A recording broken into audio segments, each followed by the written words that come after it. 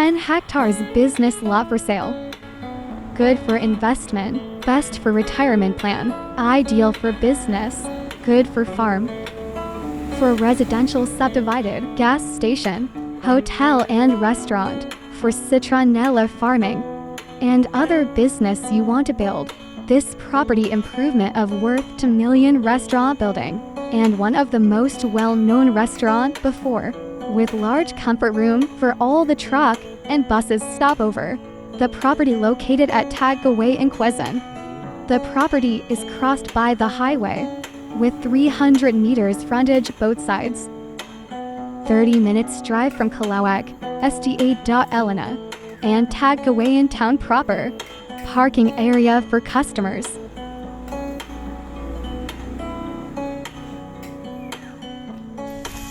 With overlooking mountain view, with creek and fruit-bearing trees.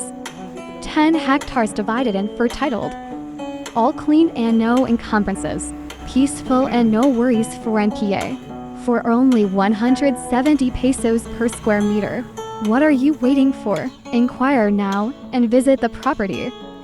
Located at Tagaway in Quezon, along Maharlika Highway, 5 to 6 hours drive from Manila. Tagaway in Quezon is the last town proper of Quezon Province. Please subscribe and hit the notification bell. Jeffrey Espalmado Farm Lot. For inquiry, my FB page, FB, WhatsApp, and Viber.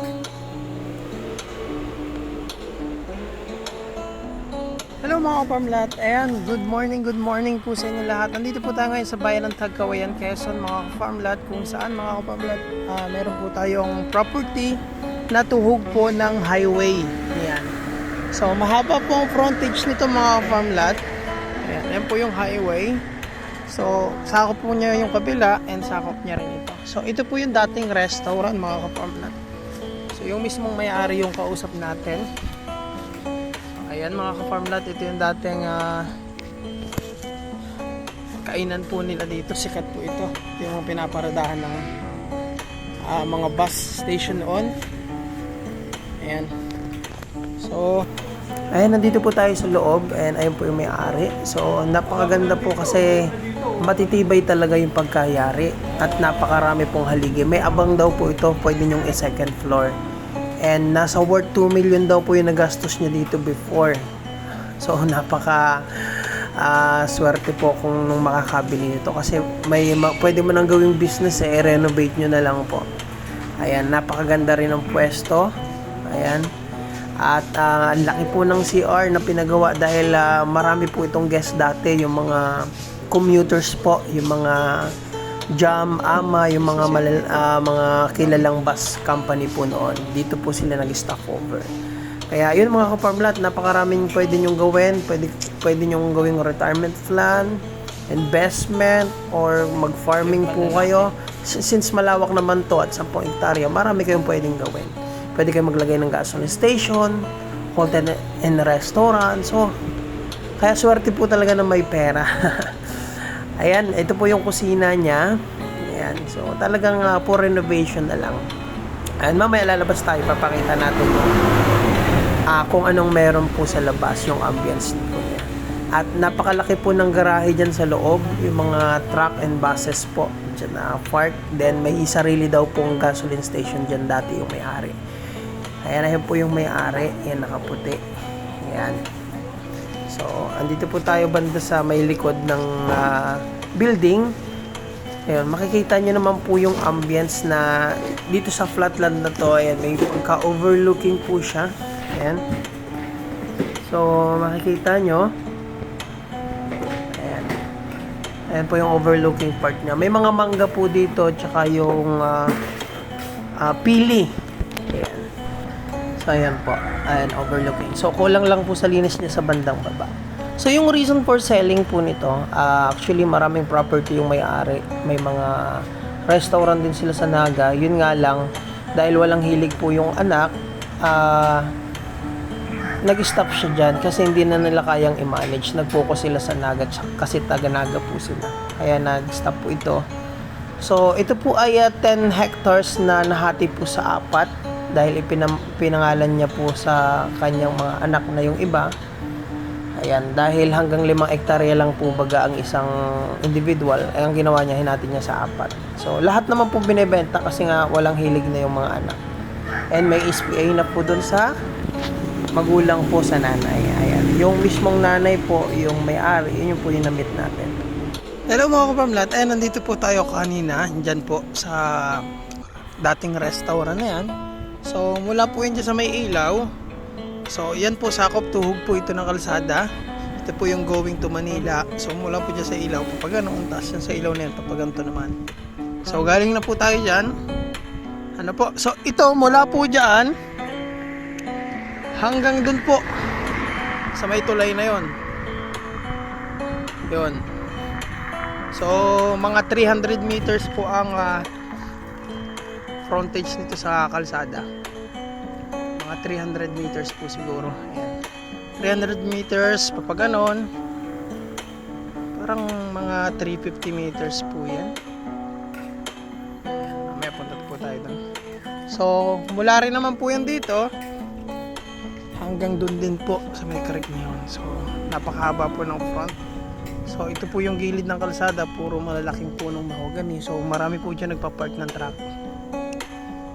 Napakaganda rin pong restaurant yan o resort na gawin. Ayan, pasukin natin. Medyo hili lang po yan dito.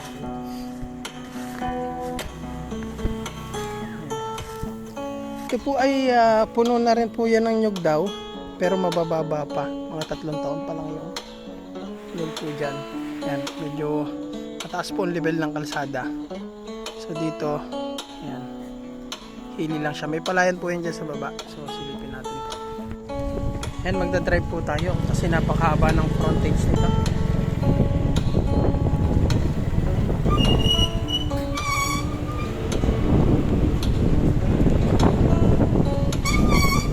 Ayan mga ka-farmlat yung palayan niya sa baba. Sako po yan. May source po ng tubig dyan kasi may creek po dyan. Ayan. Sako po yan mga ka-farmlat. And yung entrance naman po dito sa going to ano yan, going to island. So yan. So parang paburol po yung lupa dyan mga ka-farmland. Na may mga manggang kalabaw po, mahogany. Yan, may palayan sa baba. Ayan, tabing highway yan po. Sako po niya yung mga nyug na yan. And yan mga ka-farmlat, may kampo po dito ng sundalo. Ayan. Yan po, sako pa yan. Yung kabila na yan.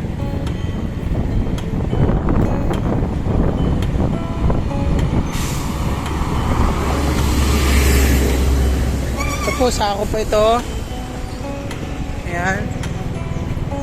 Yan po, sako pa yan. Ito po yung kampo ng sundalo. Sako po yan ng lupa na to.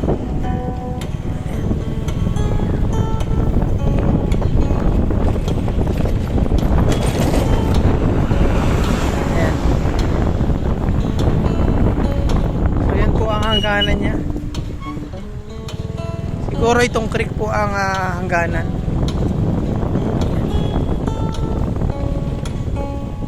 Hindi. So hanggang sa may kampo lang. So iba na po may-ari pala nito. Hanggang dyan lang. So mga 300 meters po ang front. Mga ka-farmlat yung kampo na yan, sakop yan. And dito po sa kabila, sakop pa po ito. Ayan.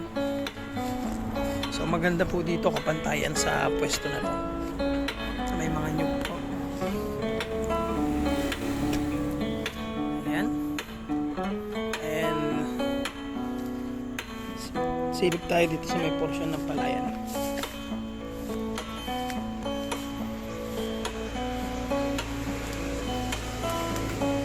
So, ayan mga ka-farmlat. So, mga ka-farmlat, ayan, nandito po tayo ngayon sa Google Earth. Ayan. So, ito po yung property. Ayan. So, ito pong nilagyan ko ng box. So, sinukat ko po yung laki ng restaurant. So, halos 840 square meter pala po yung laki ng restaurant na yan, na halos 36 meters po yung lapad, and Ayan, nasa 23 meters naman po yung buka niya. So, and ayan mga ka-farm lot, so ito po yung entrance niya. May entrance dito and exit. Ayan. Pag napunta po dyan, ayan, makikita nyo po yan. Kung dito na park, so paglalabas ka dito. So, nasa 1 hektarya po mahigit yung pwesto ng restaurant na yan. Pero ang total na sukat po niyan ay, yun nga po, 10 hectares. So, dito po ang pagitan niyan. So, bali, sakop niya po ito. Yan, yung sakop niya po ito. Ayan. And ito po yung tabing highway niya. Hanggang dito po yan. Hanggang dito ang sakop. Mahaba po pala ang frontage niya. Sukatin po natin. So hanggang kampo. Ayan. So mga 336 meters po yung frontage ng kabilaan, left and right. So ito po yung portion na palayan na sakop ng property. Ayan. Ito pong may bahay na yan, hindi na yan sakop. So ito po, sakop yan. Ito yung tinuro kong palayan na parang may burol. And ito po yung kampo ng sundalo. Sakop po ng property yung kampong yan. Ano po? So, ayan. So, ito yung bandang likod. Dito tayo nag-video. So, ayan mga ka-farm lot. So, ayan. Tuhog ng National Highway po. Maharlika Highway going to Bicol. Ayan. Malayo-layo pa po ang town proper ng Tagkawayan dyan.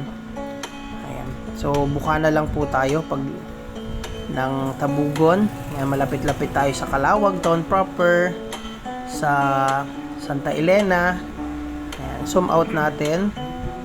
Ayan mga ka-farm lot. Ito po ang Calawag, Tagkawayan, Ginyangan, Santa Elena po nandito banda.